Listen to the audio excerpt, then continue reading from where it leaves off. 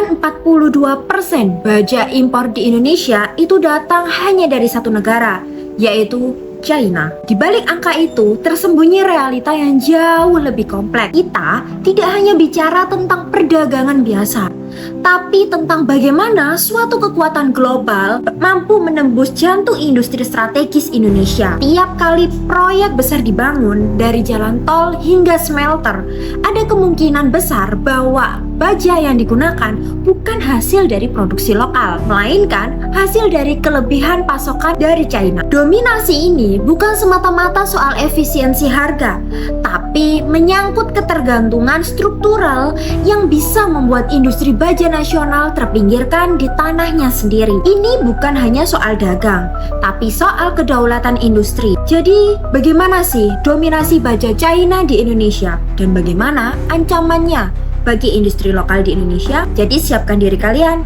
karena kita akan menuju kajian di luar batas nalar manusia.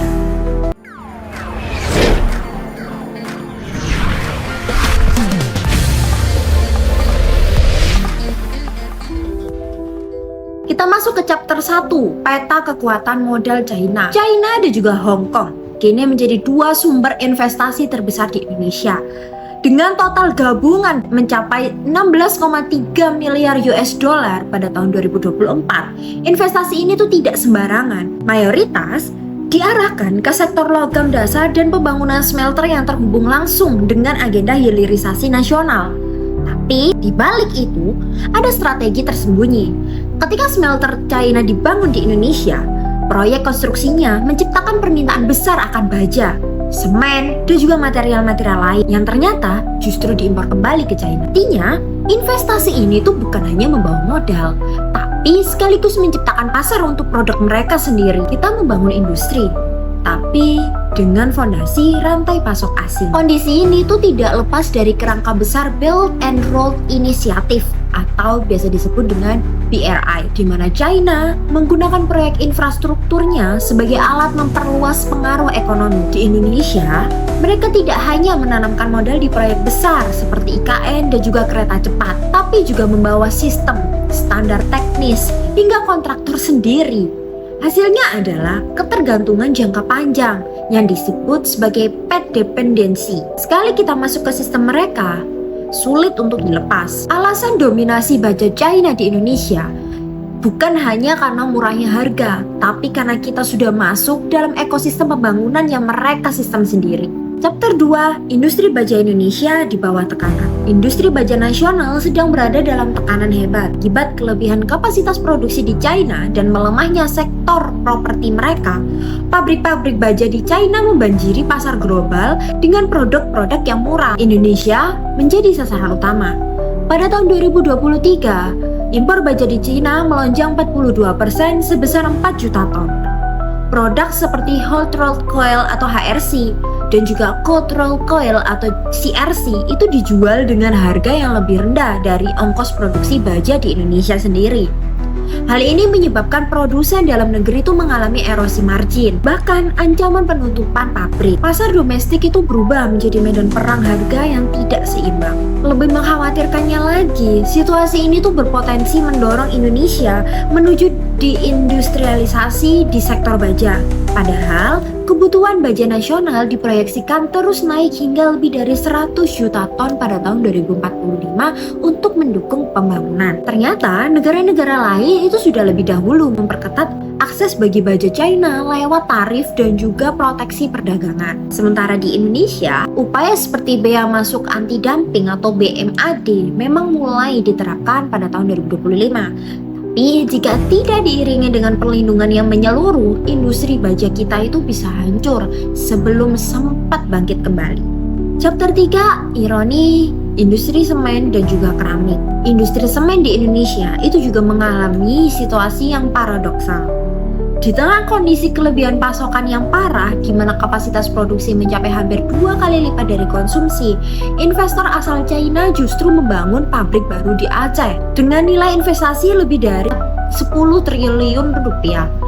Padahal utilasi pabrik nasional hanya sekitar 56,5%.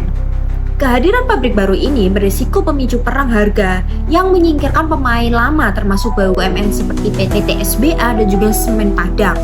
Nah, ironisnya, investasi tersebut itu lolos melalui jalur pemerintah daerah. Padahal secara nasional sudah ada moratorium investasi semen. Ini menunjukkan lemahnya koordinasi antara kebijakan pusat dan juga daerah yang bisa dimanfaatkan oleh investor asing. Hal serupa juga terjadi di industri keramik.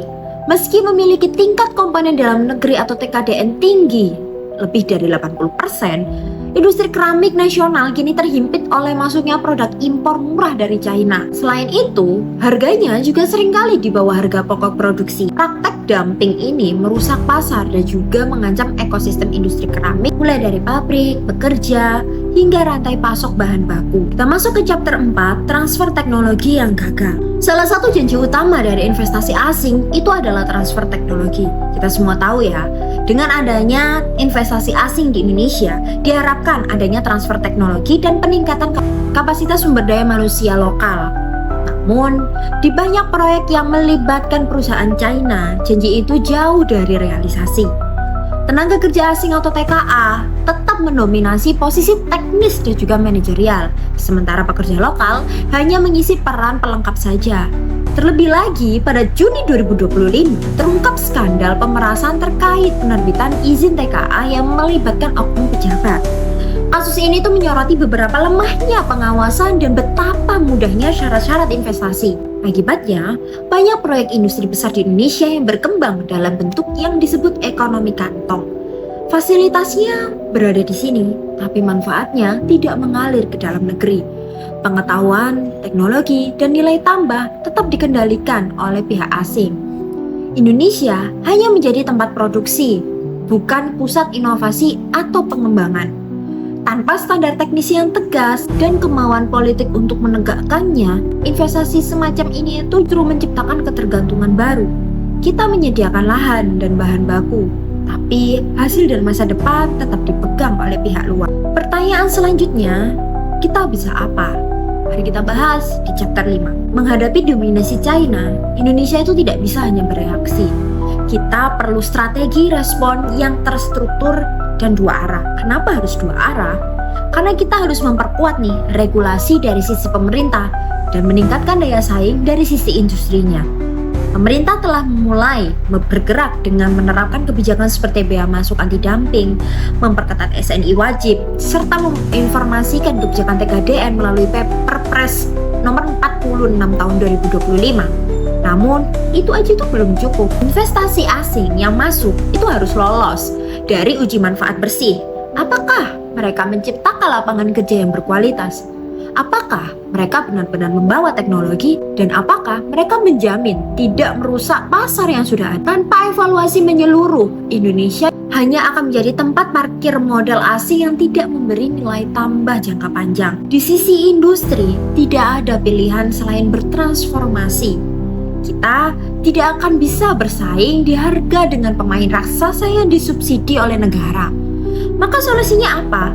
Solusinya adalah unggul di efisiensi, inovasi, dan kualitas. Ini artinya mengadopsi teknologi industri 4.0 seperti AI, otomasi, dan digitalisasi untuk memotong biaya produksi. Selain itu, perlu bergeser ke produk-produk yang bernilai tambah tinggi, seperti baja paduan khusus atau keramik desain premium. Nah, kolaborasi antar pelaku industri lokal juga menjadi kunci dengan membangun rantai pasok yang solid dan juga pusat pelatihan SDM yang lebih relevan. Kita masuk ke chapter 6, jalan tengah, keterlibatan yang cerdas.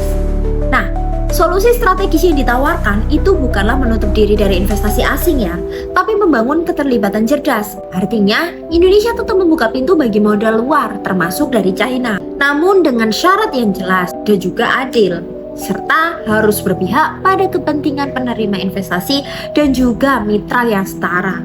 Konsep engagement with terms ini mendorong penerapan aturan main yang ketat, baik dalam hal transfer teknologi, penggunaan SDM, bahkan standar kualitas produk yang dihasilkan. Gambaran idealnya adalah jalan ganda.